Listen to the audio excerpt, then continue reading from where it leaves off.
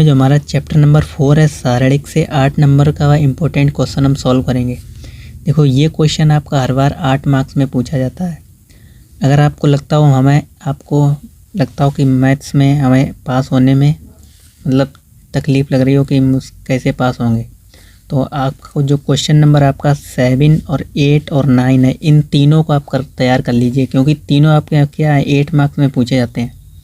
अगर इन तीनों को तैयार कर लेंगे तो कितने नंबर हो जाएंगे 24। और इसमें तो एक तो ये आना ही है 8 नंबर में सारणिक से। बाकी हमारा चैप्टर नंबर 7 है समाकलन से, एक आ जाएगा 8 नंबर का समाकलन से, और एक आपका हो जाएगा अवकलन से चैप्टर नंबर 5 सततता तथा अवकलनीयता, इसमें से एक 8 नंबर का बन जाएगा।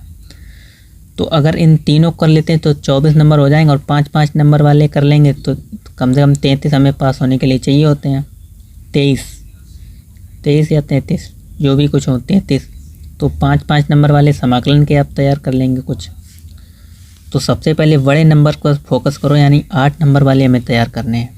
तो 8 नंबर वाले आपको तीनों नहीं छोड़ने, सबसे पहले 8 नंबर वाले ही सॉल्व करने हैं। अगर आप पेपर में कर रहे हैं तो पेपर में क्वेश्चन नंबर वही डालेंगे, और जो अगर आपको आता है बड़े मार्क्स वाला तो पहले उसको सॉल्व करेंगे। तो अब इस पे आ जाओ क्वेश्चन पे। देखो कह रहा है आपको दे रखा होगा निम्न समीकरण को आव्यूह विधि से हल कीजिए। तो ये समीकरण हमें 3 दे रखे होते हैं, यानी x, y, z के हमें मान निकालने होते हैं। तो सबसे पहले हम क्या करेंगे, आपको जो समीकरण दिए हैं आप लिखेंगे हल डाल के। दिए गए समीकरणों को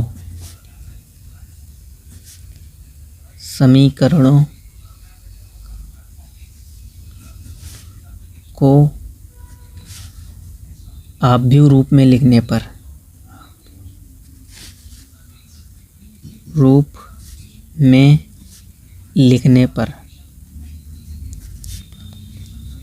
आव्यूह रूप में कैसे लिखेंगे, फिर आप लिखेंगे आप ax बराबर b, यानी 3 समीकरण दिए, फिर कितना लिखेंगे दिए गए समीकरण आव्यूह रूप में लिखने पर फिर लिखेंगे ax बराबर b।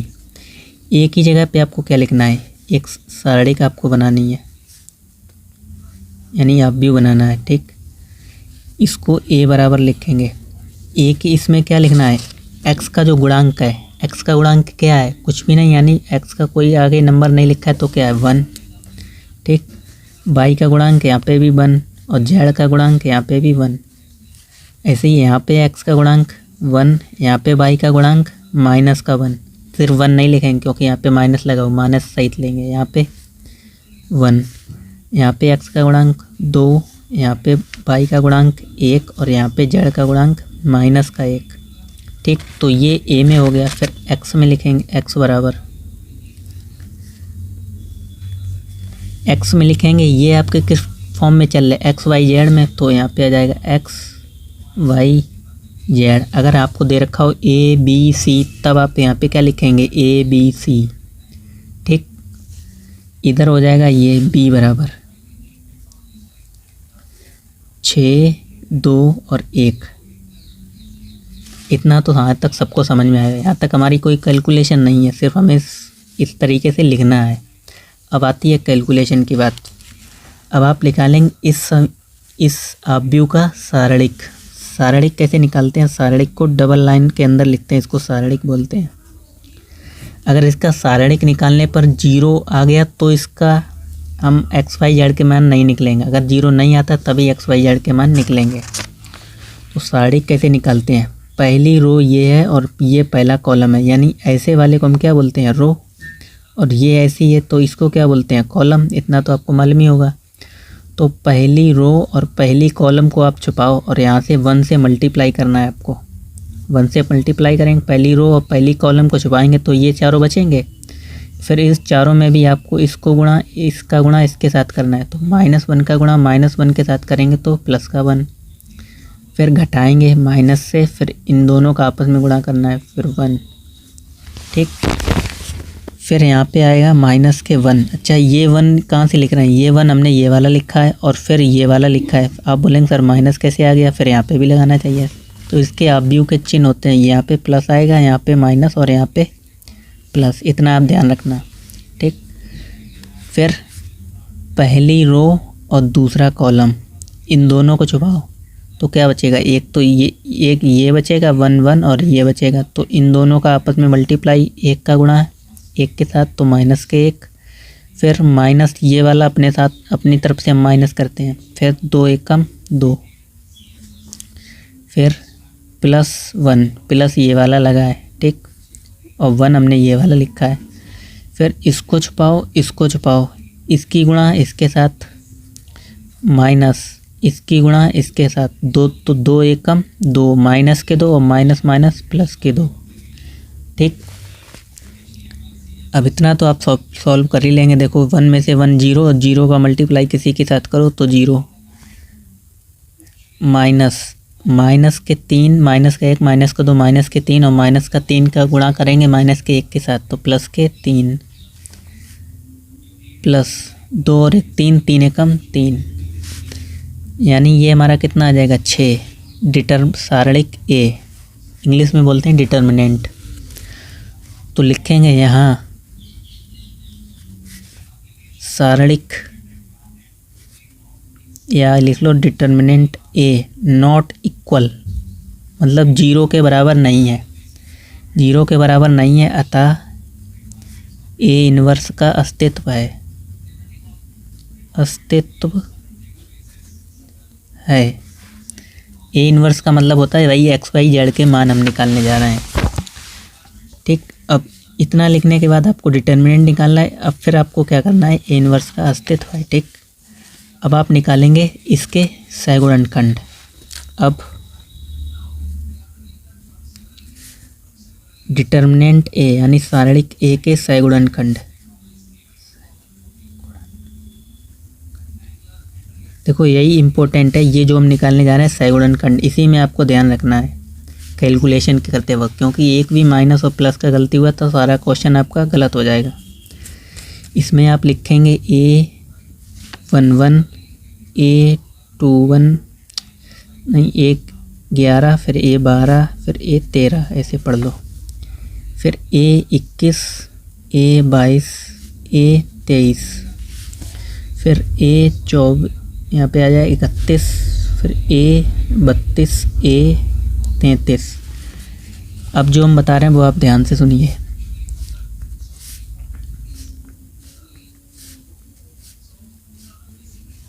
यहाँ पे आएगा 33, ठीक। देखो जहाँ पर भी ये नंबर लिखे हुए हैं 12, इन दोनों को जोड़ेंगे, जिन नंबर्स को जोड़ने पर विषम आ रहा होगा उसके सामने माइनस चिन्ह अपनी तरफ से लगाएंगे। यहाँ पे लगा दो माइनस, क्योंकि 2 और 1 3 विषम आ रहा है। यहाँ पे 2 और 1 3, यहाँ पे 3 और 2 5, और यहाँ पे 3 और 2 5। तो जहाँ पर भी इन दोनों नंबर को जोड़ने पर विषम आ रहा था उसके सामने हमने माइनस लगा दिया, ठीक। अब सहगुणनखंड कैसे निकालेंगे, जैसे हमने इसको सॉल्व किया था, सारणिक निकाला था, यानी इसका सारणिक निकाला था, वैसे ही सॉल्व करेंगे, लेकिन उस बार में आपको मल्टीप्लाई नहीं करना। जैसे हमने 1 का मल्टीप्लाई किया था, यहाँ पे -1 का मल्टीप्लाई किया था, यहाँ पे 1 का मल्टीप्लाई किया था। देखो A11 कैसे निकालेंगे, A11 का मतलब पहली रो और पहला कॉलम, तो पहली रो और पहले कॉलम को छुपा लो, इसको छुपाएंगे और इसको छुपाएंगे, तो बचेगा क्या, ये बचेगा। तो 1 का गुणा 1 के साथ, -1 का -1 में करेंगे तो प्लस का 1, और 1 का गुणा 1 में करेंगे तो 1, और 1 में से 1 घटाएंगे तो 0। इधर समझ लो, नहीं समझ में आ रहा तो 1 का गुणा 1 में करेंगे तो कितना आएगा 1, और फिर -1 का गुणा 1 में बराबर 0। तो यहाँ पे क्या आ जाएगा A11 0। ऐसे ही A12 यानी पहली रो ये रही और दूसरा कॉलम, इसको छुपाना है और इसको छुपाना है, इसको छुपाएंगे और ऊपर 1 1, तो बचेंगे क्या 1 1 2 1, इसका गुणा उसके साथ तो माइनस का 1, और इसका गुणा इसके साथ 2 1 माइनस के 2, तो -2 और -1 यानी -3, ठीक। -3 और 1 माइनस हमारा यहाँ पे पहले से लगा है, तो ये -3 और ये -3, तो क्या हो जाएगा +3, ठीक। A13 पहली रो तीसरा कॉलम, इसको छुपाओ इसको छुपाओ, इसकी गुणा इसके साथ, 1 का गुणा 1 के साथ तो 1, 2 का गुणा 1 के साथ तो -1। देखो पहली रो पहला यानी पहली रो तीसरा कॉलम, इसको छुपाए 1 के गुणा 1 के साथ 2 एकम 2, यहाँ पे हो जाएगा प्लस, कहीं गलती तो नहीं कर रहे हैं। इसको छुपाएंगे, इसको 1 का गुणा 1 के साथ और 2 का गुणा 1 के साथ, यहाँ पे आएगा प्लस का 2, ठीक, क्योंकि माइनस हमारे साथ पहले से आता है। तो यहाँ पे हो जाएगा 3, यहाँ कितना आ जाएगा 3, ठीक। अब इसी प्रकार इसको निकाल लो, A21, तो 21 दूसरा रो पहली कॉलम, तो दूसरी रो हमारी ये है और पहली कॉलम ये है, यानी इसको छुपाओ इसको छुपाओ। आप अपने मन में इस प्रकार का चित्र बनाओ, ऐसा लेटा हुआ T, तो इसको छुपाओ तो बचेंगे क्या, 1 1 और 1 -1, तो 1 का -1 का गुणा 1 के साथ तो माइनस का 1 और 1 का गुणा 1 के साथ तो माइनस का 1, तो यानी माइनस के 2, तो यहाँ पे माइनस के 2 आ जाएंगे। एक माइनस पहले से लगाए तो माइनस माइनस क्या हो जाएगा, प्लस के 2, ठीक। A22, अब प्लस का चिन्ह बनाना है अपने माइंड में, तो प्लस का चिन्ह बनाओगे क्या बचेंगे, 1 1, ये नहीं कोने वाले बचेंगे, तो 1 का गुणा 1 के साथ माइनस का 1, 2 का गुणा 1 के साथ तो माइनस का 2, यानी -1 माइनस प्लस तो माइनस के 3, यहाँ पे आ जाएगा माइनस के 3, ठीक। आगे आ जाओ, A23, यानी इसको छुपाओ। अब की बार इस तरीके का आपको इसको छुपाना है और बीच वाली रो को, तीसरी कॉलम और दूसरी रो, तो ये बचेगा 2 1 1 1, तो 1 का गुणा 1 के साथ 1 1 एकम 1 और 1 दूनी 2 एकम 2, तो बचेगा माइनस का 1 1 -2 बचेगा माइनस का 1, तो माइनस का 1 और 1 माइनस हमारे पास पहले, तो प्लस का 1 बचेगा, ठीक। नेक्स्ट आ जाओ A31, यानी तीसरी रो और पहला कॉलम, इसको छुपाएंगे, यानी किस प्रकार का आपको माइंड में फिगर बनाना है, इस तरीके का फिगर बनाओगे तो ये बचेगा, ये चारों चीज़ें, इसकी गुणा इसके साथ 1 एकम 1 और 1 एकम 1,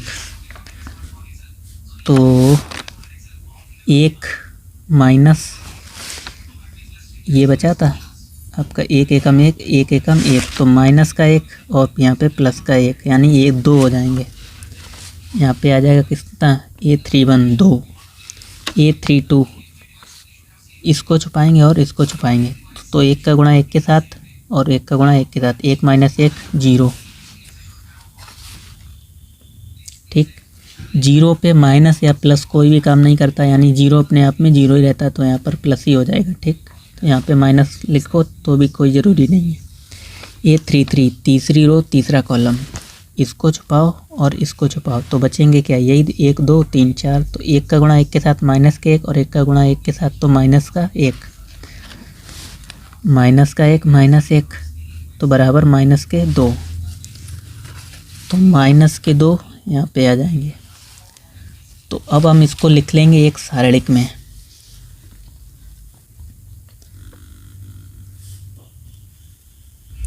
अब हमने इसको लिखा है A11, तो ये आपको 0 यहाँ पे लिखना है, फिर A12 पहली रो पहला कॉलम, फिर पहली रो दूसरा कॉलम।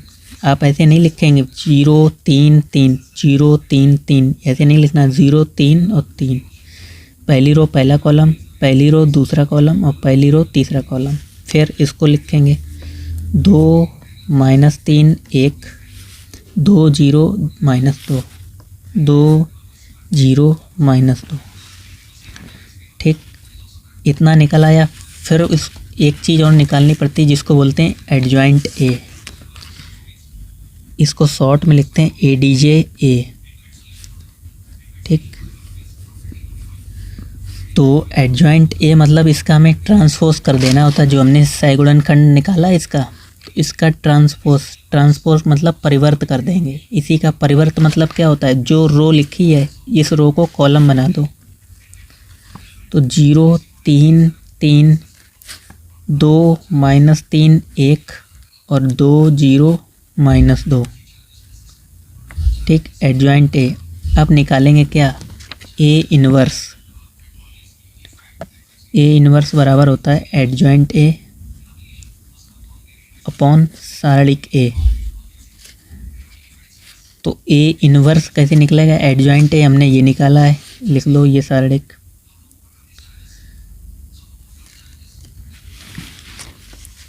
ज़ीरो 2 2 3 -3 2 0 3 1 माइनस के 2। ठीक, एडजॉइंट ए इसको हमने कितना निकाला था, यानी सारणिक ए 6। तो इसको हम ऐसे लिख लेंगे यहाँ पे 1/6। तो 6 का हर एक में डिवाइड कर दो। तो 6 का हर एक में डिवाइड करेंगे तो क्या हो जाएगा,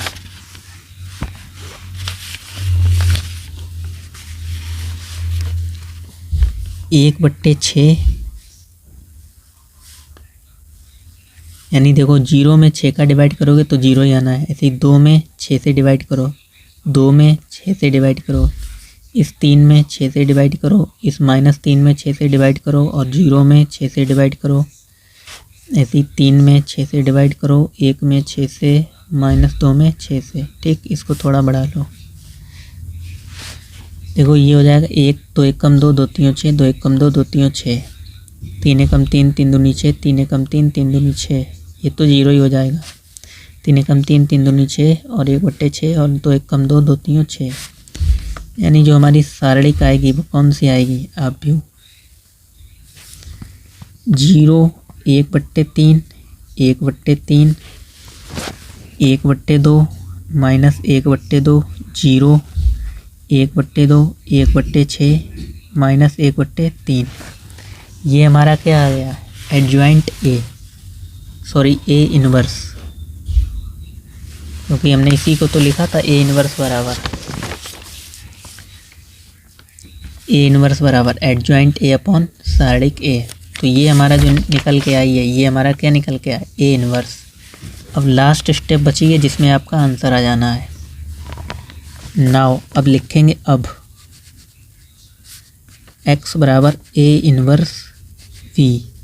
तो ये ए इनवर्स निकाला है, तो लिख दो x की जगह पे क्या लिखेंगे, x/z, यानी जो हमने मैट्रिक्स बनाई थी, अब व्यू बनाया था, x बराबर ये, x की जगह पे ये पूरी सारणिक अब व्यू, और b की जगह पे ये वाला, और ए इनवर्स की जगह पे जो हमने अभी निकाली है लिख दो।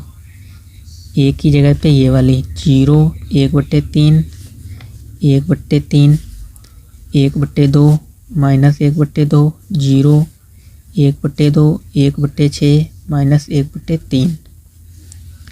बी की जगह पे यही जो हमारी क्या आई थी, 6 2 1, तो 6 2 1। देखो क्वेश्चन आपको लग रहा होगा लेंथी, लेकिन लंबा है नहीं। अगर आप 2-3 बार इसको सॉल्व करेंगे तो आसानी से लग जाएगा। हम आपको समझा करा रहे हैं इसलिए हमें टाइम लग रहा है। वैसे ये क्वेश्चन 7-8 मिनट में हो जाता है। 7-8 मिनट तो हमने ज़्यादा बात कर दी, यानी 5 मिनट लगेंगे आपको क्वेश्चन करने में। ठीक, अब इन दोनों का मल्टीप्लाई करना है। तो मल्टीप्लाई आपको करना ही होता है, रो इंटू कॉलम होता है। तो ये रो है, रो का गुणा कॉलम में करो। तो 0 का गुणा किस में करेंगे, 6 में। तो 0 का गुणा 6 में करोगे कितना आएगा, 0 प्लस 1/3 का गुणा 2 में, तो यहाँ पे आ जाएगा 3/2 प्लस 3/2 का गुणा इसमें, तो 3/1/3। ठीक, फिर इस दूसरी रो पहला कॉलम, तो 1/2 का इसमें गुणा करेंगे, तो 6/2 है, कितना हो जाएगा, यानी 6/2 हो जाएगा। तो 6 2 से काटेंगे, 2 3 6, यहाँ पे 3 आ जाएगा, प्लस माइनस 1/2 का गुणा करेंगे 1 में, माइनस 1/2 गुणे 2, 2 से 2 कैंसिल, माइनस का 1 प्लस 0, 0 का गुणा 1 में, 1/2 का गुणा 6 में, तो 6/2 2 3 6, यहाँ पे आ जाएगा 3। फिर 2 का इसमें करेंगे तो 2, यानी 1/6 गुणे 2, 2 से काटेंगे 2 3 6, 1/3 प्लस 1/3 का गुणा 1 में करेंगे तो 1/3। इधर हमारा क्या था, x y z। ठीक। अब इन तीनों को जोड़ लो, इसको आपस में जोड़ लो, इनको भी जोड़ लेंगे और इनको भी। देखो यहाँ पे 1/3 1/3 का हमने गुणा किया तो यहाँ पे 2/3 होगा। ठीक, तो गलतियों का आपको विशेष कर ध्यान रखना है। देखो दोबारा चेक कर लें, 1/6 इसको गुणा किया था 6 से, तो 6/3 हो गया, यानी 3 दूनी 1/3 गुणे 6, सॉरी 2 से किया था ना।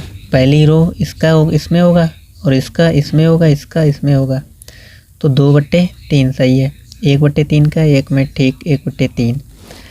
इनको जोड़ोगे देखो 2/3 और 1/3, तो कितना आ जाएगा, यानी आएगा 3/3, 1 आ जाएगा। ठीक, 3 से 3 कैंसिल, 1 आ जाएगा।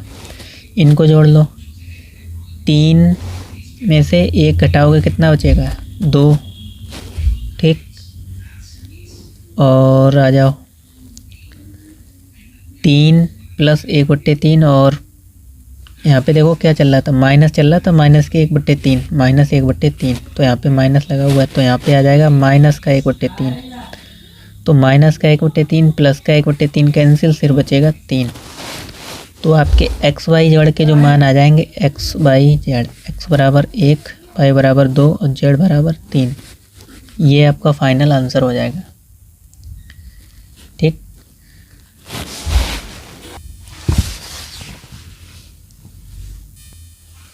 तो वीडियो अच्छी लगी हो चैनल को सब्सक्राइब एंड शेयर ज़रूर करें। बाकी मिलते हैं और भी इम्पोर्टेंट क्वेश्चन के साथ। ठीक, तो आप इसको ना समझ में आए तो वीडियो को दोबारा देखिए, कमेंट कीजिए कहाँ पर नहीं समझ में आया आपको, और भी हम दोबारा इसी प्रकार का क्वेश्चन समझा देंगे। ठीक, तो ज़्यादा लंबा स्टेप नहीं है, आपको लगा होगा पहली बार अगर आप कर रहे हैं। अगर आपने पहली बार नहीं की कर चुके हैं तो आपको कोई आसानी दिक्कत नहीं होनी चाहिए।